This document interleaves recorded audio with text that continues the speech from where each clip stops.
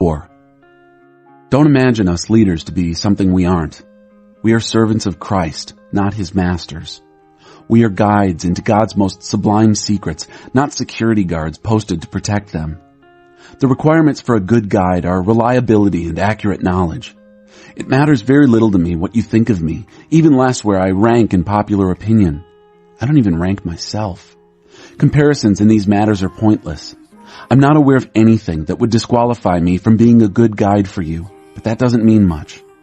The Master makes that judgment. So don't get ahead of the Master and jump to conclusions with your judgments before all the evidence is in.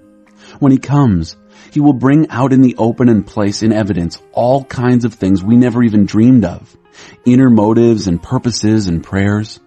Only then will any one of us get to hear the "well done" of God.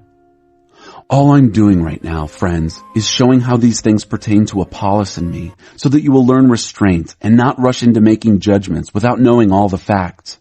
It's important to look at things from God's point of view. I would rather not see you inflating or deflating reputations based on mere hearsay. For who do you know that really knows you? Knows your heart? And even if they did, is there anything they would discover in you that you could take credit for? Isn't everything you have and everything you are sheer gifts from God? So what's the point of all this comparing and competing? You already have all you need. You already have more access to God than you can handle. Without bringing either Apollos or me into it, you're sitting on top of the world, at least God's world, and we're right there, sitting alongside you. It seems to me that God has put us who bear his message on stage in a theater in which no one wants to buy a ticket. We're something everyone stands around and stares at, like an accident in the street. We're the Messiah's misfits. You might be sure of yourselves, but we live in the midst of frailties and uncertainties. You might be well thought of by others, but we're mostly kicked around. Much of the time we don't have enough to eat. We wear patched and threadbare clothes. We get doors slammed in our faces, and we pick up odd jobs anywhere we can to eke out a living. When they call us names, we say, "God bless you." When they spread rumors about us, we put in a good word for them. We're treated like garbage, potato peelings from the culture's kitchen, and it's not getting any better.